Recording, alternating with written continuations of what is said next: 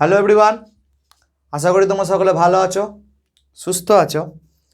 আজকে আমরা খুব গুরুত্বপূর্ণ একটা বিষয় নিয়ে আলোচনা করব, যেটা আমরা পলিটি ইন শর্টস বলবো। যে খুব তাড়াতাড়ি আমরা পলিটির একটা বিষয় নিয়ে জেনে নেব, যেটা বর্তমানে খুব চর্চায় রয়েছে, যে একজন ব্যক্তি দুটো লোকসভা সিটে কি দাঁড়াতে পারে। যেরকম আমরা বর্তমানে দেখছি রাহুল গান্ধীকে ওয়ায়নাড থেকে দাঁড়িয়েছেন, প্লাস আবার রায়বেরেলি সিট থেকেও তিনি দাঁড়িয়েছেন। তাহলে আজকে আমাদের চর্চার মেন বিষয়, খুব তাড়াতাড়ি অল্প সময় আমরা জানবো যে একজন ব্যক্তি কি দুটো লোকসভা সিট থেকে কি ভোটে দাঁড়াতে পারে। এই নিয়ে আমাদের আইন কি বলছে আমরা সেটা দেখব। এটা জানার জন্য সবথেকে আগে আমাদের জানতে হবে আরপিএ, এটাকে আমরা বলবো রিপ্রেজেন্টেশন অফ পিপলস অ্যাক্ট। অ্যাক্টের নাম কি? Representation of peoples act. এই আইনটা কবে এসেছিল? 1951 সালে। এটাকেই আমরা খুব পরিচিত ভাষায় কি বলি? এটাকেই আমরা খুব পরিচিত ভাষায় বলি জনপ্রতিনিধিত্ব আইন। ঠিক আছে? এই যে যত ভোট হচ্ছে কোন হিসাবে হয়? জনপ্রতিনিধিত্ব আইন অনুযায়ী হয় 1951 সালে। তো রিপ্রেজেন্টেশন অফ পিপলস অ্যাক্টে 1951 সালে যেটা তৈরি, কোশ্চেন জিজ্ঞেস করে জনপ্রতিনিধিত্ব আইন কবে এসেছিল? 1951 সালে। এই অ্যাক্টে প্রথমে বলা ছিল যে একজন ব্যক্তি যতগুলো খুশি লোকসভা সিটে ভোটে দাঁড়াতে পারে। ঠিক আছে? কিন্তু যতগুলো খুশি, মানে যেখানে খুশি 3টে 4টা 5টা যে কোনো জায়গায়, মানে যতগুলো খুশি সব লোকসভা সিটে দাঁড়াতে পারে। কিন্তু 1996 সালে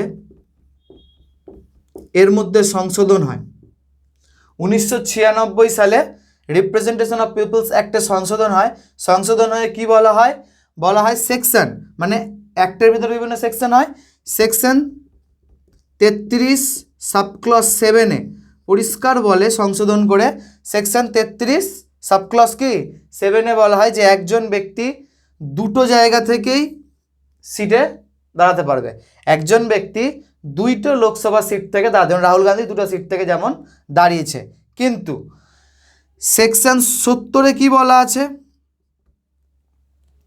সেকশন 70-এ পরিষ্কার বলা আছে যে একজন ব্যক্তি চাইলে, যেমন 33(7)-এ পরিষ্কার বলা আছে কি যে একজন ব্যক্তি চাইলে দুটো লোকসভা সিট থেকে দাঁড়াতে পারে। কিন্তু সেকশন 70-এ বলা আছে যে দুটো জায়গা থেকে সে জিতলেও, যদি একটা জায়গায় জিতে একটা জায়গায় হেরে যায় তাহলে তো কোনো গল্পই থাকলো না। কিন্তু সে যদি দুটো জায়গা থেকে জিতে, তাহলে যে কোনো একটার প্রতিনিধিত্ব তিনি নিজের কাছে রাখতে পারবে। যে কোনো একটার প্রতিনিধিত্ব তিনি নিজের কাছে রাখতে পারবেন। বাকি যে একটা থাকবে ওখানে বাই ইলেকশন হবে। ওখানে কি হবে? By election. ঠিক আছে? মানে আবার উপচুনাও হবে ওখানে। তো ওখানে ভোট দিয়ে নতুন প্রার্থী আবার নির্বাচন হবে।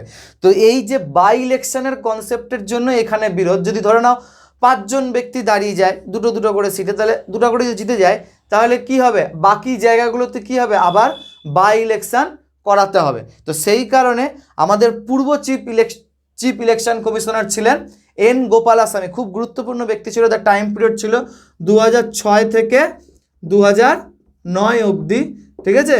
আমাদের প্রাক্তন chief election commissioner N Gopalaswami এই কথাটা বলেছে যে এটাতে চেঞ্জ আসা দরকার, যে দুটো যে দাঁড়াচ্ছে এটাতেও যাতে পরিবর্তন ভবিষ্যতে আসে, যাতে একটা করে দেওয়া হয়। ঠিক আছে?